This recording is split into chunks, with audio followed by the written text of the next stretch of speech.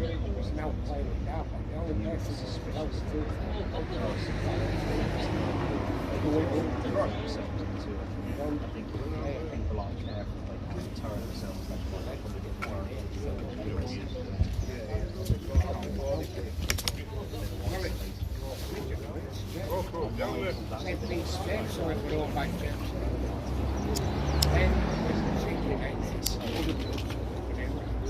so you kind of see us anyway.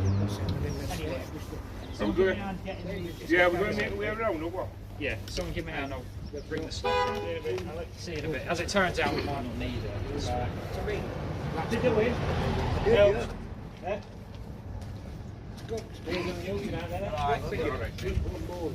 Never been tight in the morning.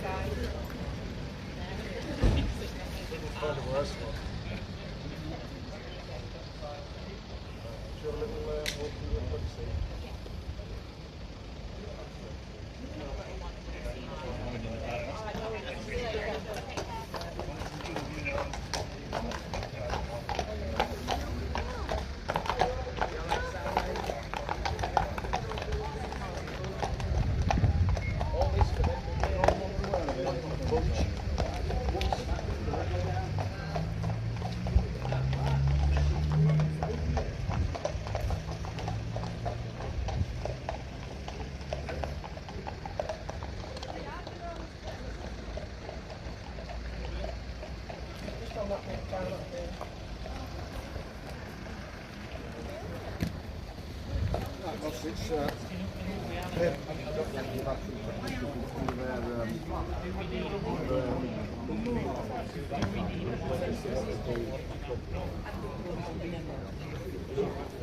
yeah, no problem.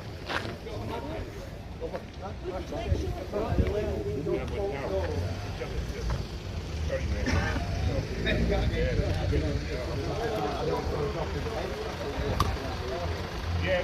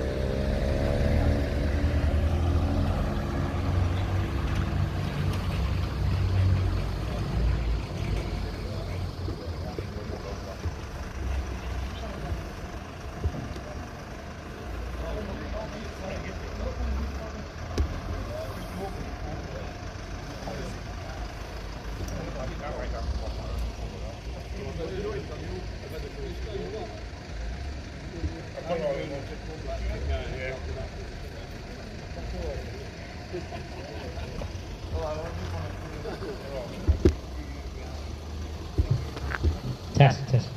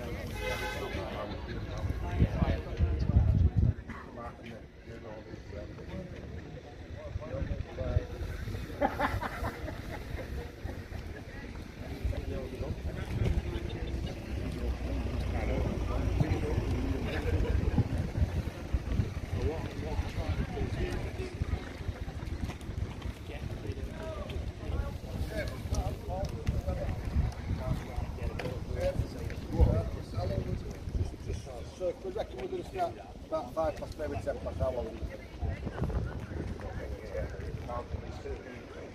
we'll get one of the locals to break cool. If they don't,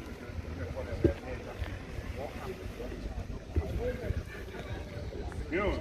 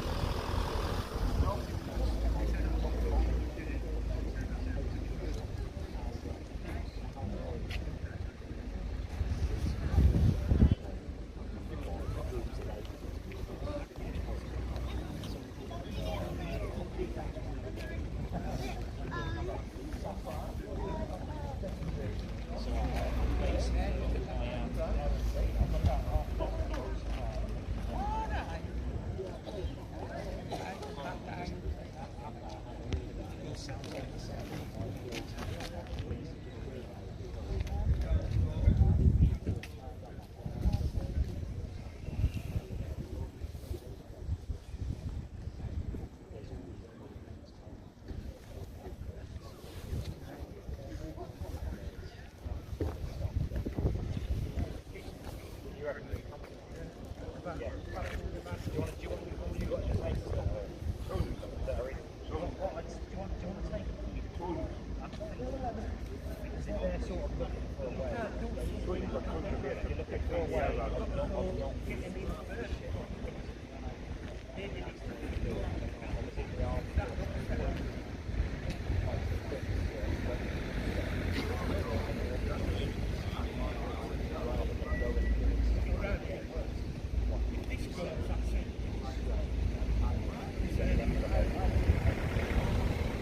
you live, Harv? Yeah, got no one watching. All right, well, give it time.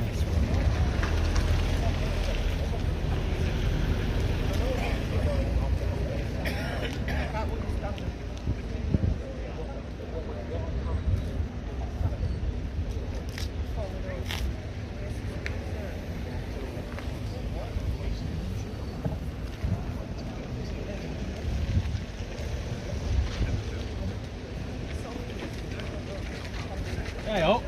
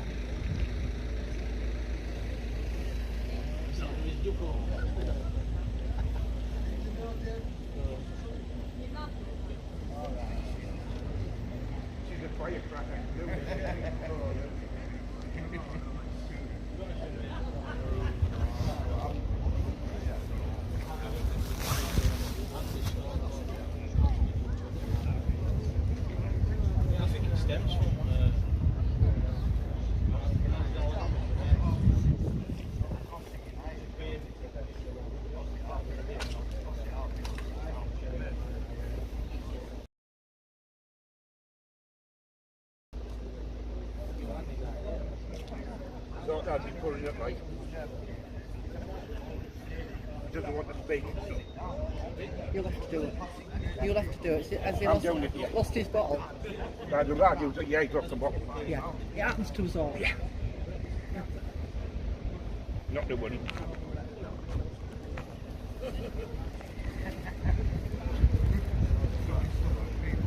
I can only speak when I'm not supposed to. Eh? I can only speak when I'm not supposed to, not wanted. Put him with a Liverpool shirt on. Hey? Put him with a Liverpool shirt on. Yeah, got him. Yeah. Yeah. As Dave knows, I only speak when I'm not supposed to. That's why I'm quiet. Well, every time I speak, it's like, so. I'm doing my own videos about it. Just take a load of stuff and put sound box on.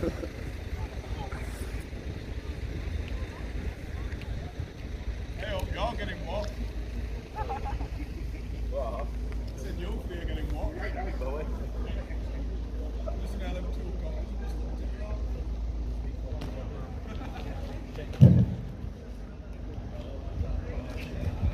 Hello everybody. Can everybody hear me?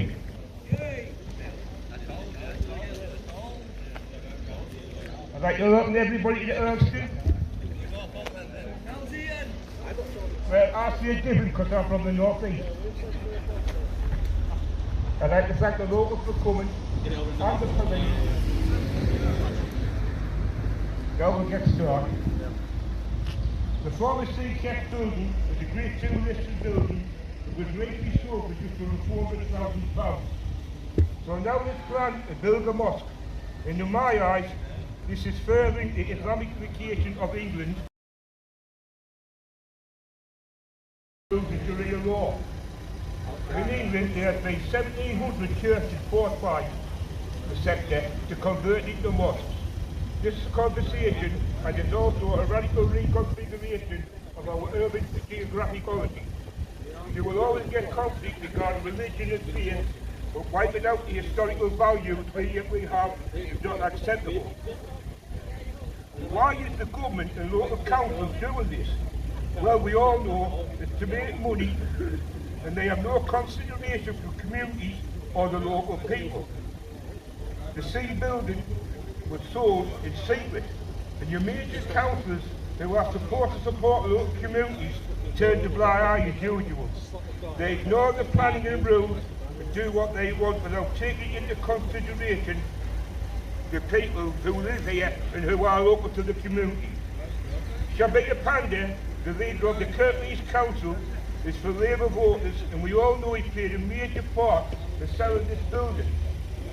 He was the one who led the demonstration in Batley against the poor teacher who got sacked. So why has there been no major meetings? And what about local businesses around here? And how will it affect them? Also, what about the increase in traffic and the large amount of cars at each side of the road? You will have to get used to call the press 3 times a day without music. Regarding the building, to me, it makes more common sense to build a local community centre where people can go and enjoy activities, or build flats for the elderly or homeless. This should be a priority for the community, so please, the government and local councillors, get your act together and listen to the people here and support your local community, because too many local communities are fading out. Thank you.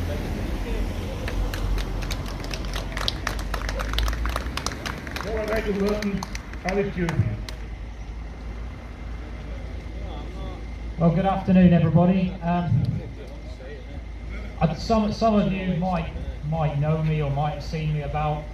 Most of you probably haven't. That's all right. So over the last few months, I've been involved in some of these demonstrations and protests dotted around Yorkshire to do with this issue of migrant hotels and things like RAF Scampton being turned into asylum centres. This issue is just part of a wider issue. It's not just something that happens here, and I'm not going to stand here and say that religion is the issue. What I'm going to say is that what this is, in context, is something far more serious and far more damaging, and something that's been happening for a far longer time. Because in this country, what's becoming increasingly clear to me is that actual British people are being pushed to the sidelines and being ignored and suppressed. And the people responsible for it are not necessarily a religion. The people responsible for it is the enemy within, and it's a political enemy. It's an organised political enemy. It's criminals that live in Westminster, and these are the people who, as they're filling their pockets with money, and as they're filling their homes with everybody else's belongings as plunder, they're the people who leave actual communities destroyed when they bulldoze their way through life. And this is the context that I would say this issue is in, because Earlsheaton is not just the first place that's going to run into this problem, and it won't be the last either.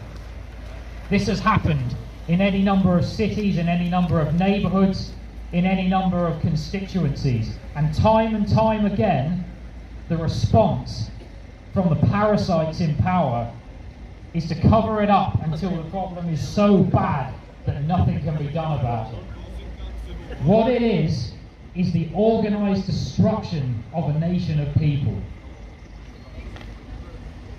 Now, I'm not going to stand here and say that just by us being here, we can make this problem go away, because the world doesn't work like that, and I think everybody here knows it. But what can we get from today? What we can get is we can see who is actually brave enough to mobilize themselves for their own people, and who is actually brave enough to speak out and to be counted when nobody else will. Because ultimately there's not going to be some divine intervention that's going to save this country or going to fix these problems or make these enemies go away. We're going to have to do it ourselves. Now, over the next few months in West Yorkshire, outside of West Yorkshire, there's various events going on. Next weekend there's a rally in Lincoln surrounding the fact that RAF Scampton is being converted into an asylum centre. The weekend after that, there's a rally in Skegness, because that issue still hasn't been resolved. Week after that, there's an event in Walsall. In June, on the 3rd of June, there is a big rally in the centre of Leeds.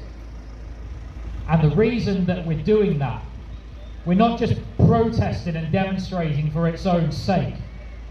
What we're trying to do is actually build an effective opposition to this bulldozer in government that is ram-raiding through every single town, every single community, and every single group of people that lives in this country. It pillages everything and it leaves nothing behind. And I know some people will say, well, it's this party or it's that party. But what it is all of these people, whilst they create this illusion of opposition, secretly, and when they think nobody is looking, they conspire and they collude and they work together to create this illusion of choice, while all the while they just plot and plot and plot further annihilation of this nation and its people. To them, people's worth is money. They have no concern for land or communities. All they care about is what they can get from everybody's pockets, and all they can care about is plunder. So what we need to do is to not just protest and demonstrate for its own sake. The solution is that we have to find within ourselves the ability to actually make the change we want. We have to start organising ourselves. We have to start looking out for each other in the way that other communities already do. We have to say, as a community, that British people will not be abused as they have for so many years in the past. Now, I know people might think that the situation is hopeless, that there's nothing anybody can do, that things are too far gone. But what these people don't understand is that British people are not dirt. Because if you look in history at what this nation has accomplished, it's the exact opposite. This nation and its people, with nothing but themselves to rely on, were able to build a great empire, and were able to build a nation of peace and prosperity. And it was a road paved with hardship and a road paved with sacrifice. But our people still have within them that strength. They've only forgotten. They've forgotten because of years and decades of constant demoralisation from Labour, from the Tories. Insects that have nothing to give but plenty to take. So when you leave here today, if you think of nothing else, remember that there are people that actually do care. And remember, and you can even see it, because you can look to the left of you and you can look to the right of you now, and you can see that you are not the only ones that have this problem. And you are not the only ones that care. It's an illusion that people are alone. And this prison of demoralisation and despair is a prison of the mind. When I was in the army, one of the hardest things it is to realise that you actually can make your will known. People learn, and I've seen people to give, or might look like they have nothing to give. But I've seen those people accomplish incredible things through nothing other than the belief in themselves and the camaraderie they have with other people. You can build the communities you want. You can get the change you want. But you're never going to be able to do it if you fight as individuals. Because when you do, this bulldozer just crushes everybody, one, then the next, then the next, and the next. It will crush Earlsheaton, then it will crush the next town, and the next town, and the next town, and the next town. Because people who fight as individuals are easy to crush. Now, for some people here, this might appeal to you, because me and some others are currently building an organisation.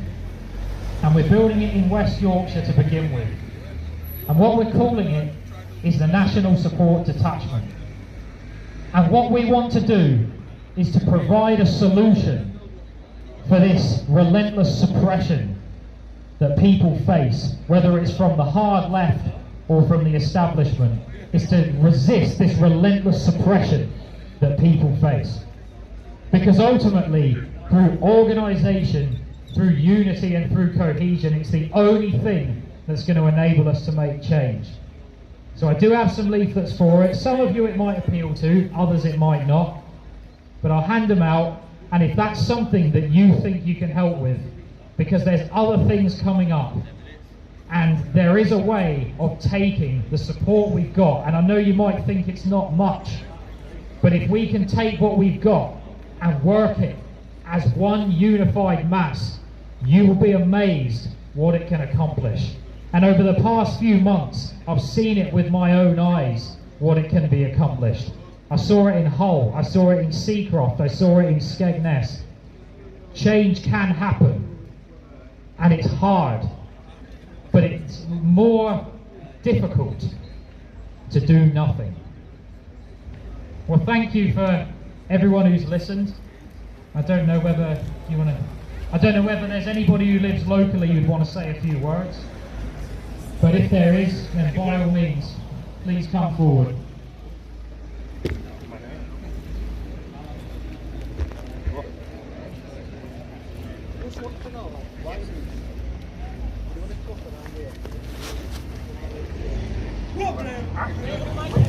When you want a policeman round here, you never see one. Look at today. That's where your taxpayers' money's going. What a waste. Something disgraceful.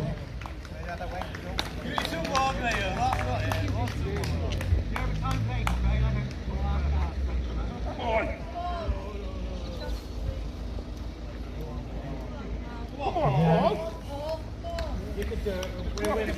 Make a many people here again, Paul.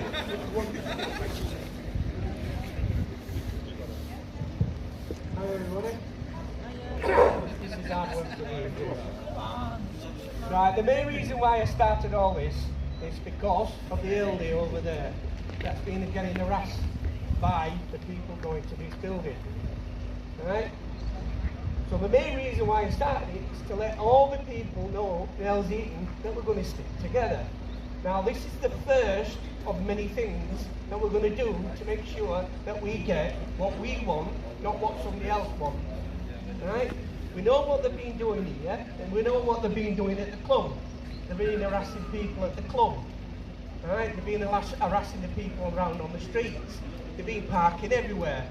I got hold of the man, and I asked him, I said to him, what does that mosque bring to this area?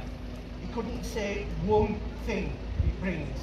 I said to him that I can give you half a dozen stuff that it doesn't give to this area and makes it worse. 1, paedophilia. 2, drugs. 3, then coming round and harassing people and bullying people. And the main one, obviously, is the parking.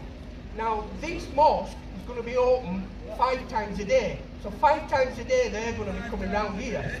5 times. And they've only got a small amount of people in there, which is about 20, 30, but it's going to get bigger. So these people don't live round here, so they're going to come in. So they're going to come in cars, and we know what they're like. So you can't argue it, you can't deny what these people are like, and you know exactly what they're going to do. Exactly, you don't find people to help you unless you do it yourself. Because you'll not find the council won't do anything, and you won't, the police, I'll admit, the police, their hands are tied. They can only do what their bosses tell them what they can do. They are tied. Right? It's not easy for them because they have to bite the lip and do what they're told. Same as in any job, don't they? Right? So they are tied. It's not nice for them as it is for us. But all I can say is try and all of us stick together. It's not about race, it's not about race. It's about what that place will bring to this area. We know what it's going to bring. It's bring nothing but trouble. It's brought nothing but trouble from the start it opened. Right? Anyway, that was hard work for me to say that, because I'm not used to it. Thank you.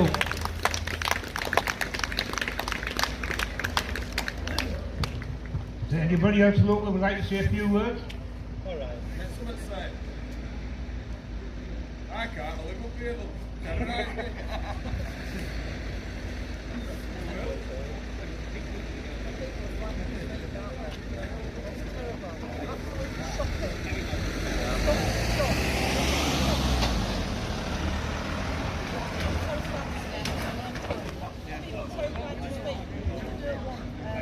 There is one reason why we're trying to stop this as well. If you look back, there's been 1,700 churches being converted into mosques. That's in England itself. Now when these churches have been converted, they brought their own laws in. Their law is marrying girls young as 7 and 8 years old. What do we think of that? It's absolutely disgraceful. Now what you'll get at certain early hours of the morning, you'll get them singing at the top of their voice, waking the elderly up, waking the local people up. You'll get that 3 times a day. Don't forget they will come round and try and integrate with you to get you into the mosque. What that will mean is they'll come round, they'll give you some rice and whatever they do, give you some free gifts to try and get you into the community with them. Yes, by all means, go in and have a look. But be very careful what you do, because there's a lot of repercussions to what can happen. Keep yourself, and you can still communicate with other people. But regarding this, what's going to happen here, I just hope the government can see that the people here don't want it. And for me, it's a sad sign, because in England lately, we are getting overtook by all these foreign asylum seekers and illegals and everything else. So what I can just say is, keep your head up high, stick to your principles, and we'll see what happens in the future. Thank you very much.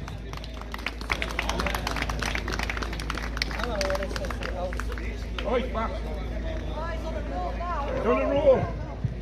There was one thing I forgot to mention, right? The people that's got this mosque, apparently, are the wrong people, Muslim people. They are the radical side of the Muslims, right? Also, right, why put a mosque away from where all they live? The reason is because, as I've known, because I know quite a few Muslims, they're all moving out of Sutherland because they're sick of the mosque. They're sick of what the mosques bring. And these are other Muslims, right? So this is the reason why they're here, because they've been booted out their areas, because they are the bad Muslims, right? And we've been dumped on our streets, the bad ones, right?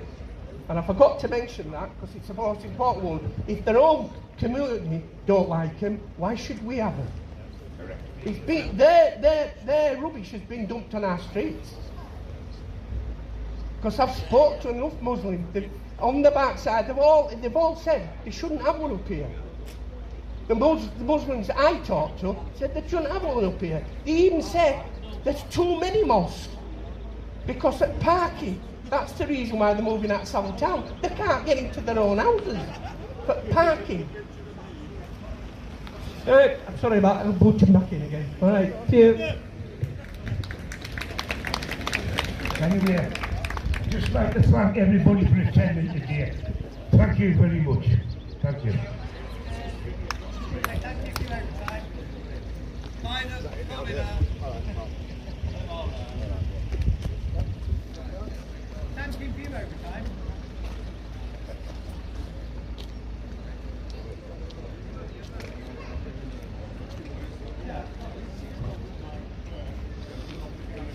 Well, we're being now, the pubs are shut. Oh, we're not round now, Are they open, like? Legally street drinking. Sorted. Get it down. We'll get you 40 minutes of that speech.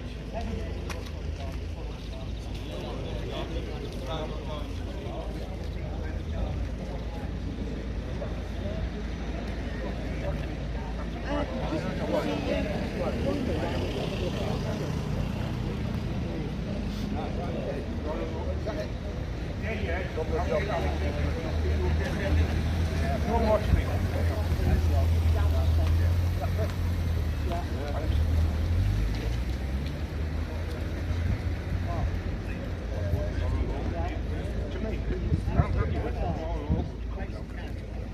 Anybody want to speak?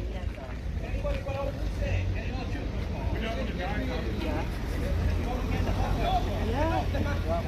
Who's that then?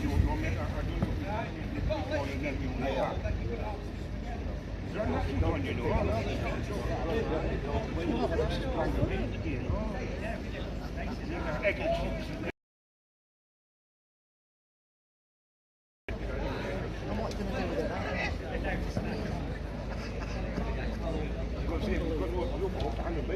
Well, you won't be looking after no rabbits, will you? Right? No, it won't. It'll be more mucking up in a little, in those little lots.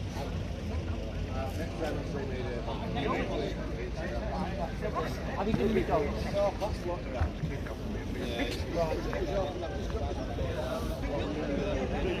Check out the pictures for the doors back down.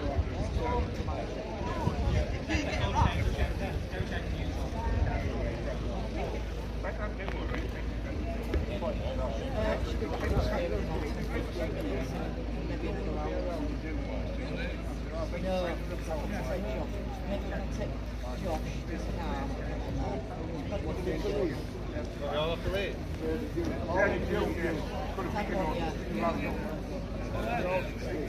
know.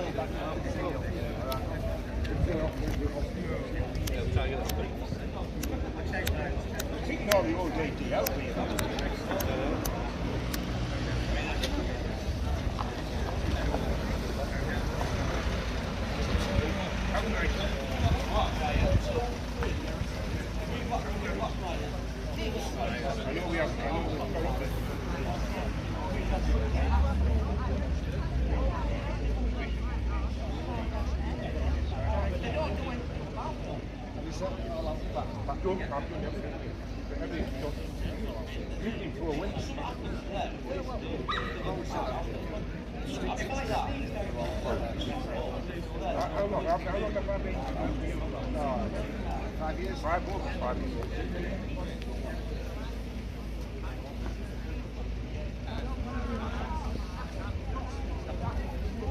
No, it's a big mark.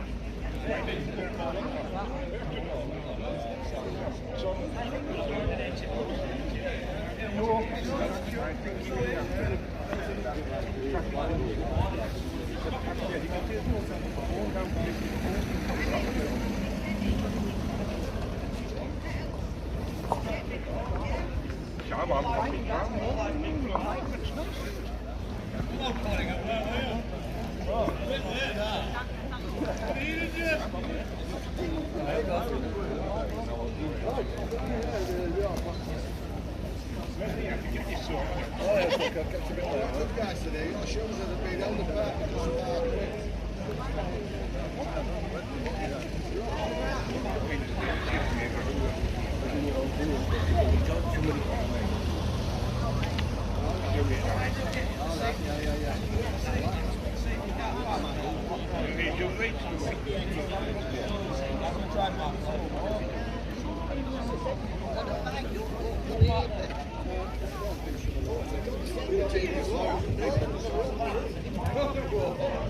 This lady just said to me, none of you vote for the other.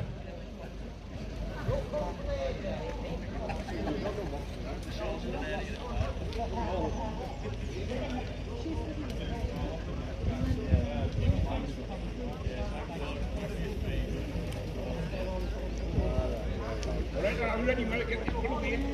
Yes, I think so. Have you done all right?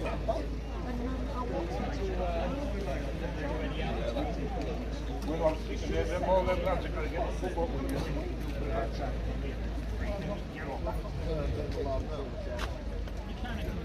Right, we'll see if they put it on. Where do you want to take it? Which one do you want? I'll give you this one as well. Yeah, do the one there.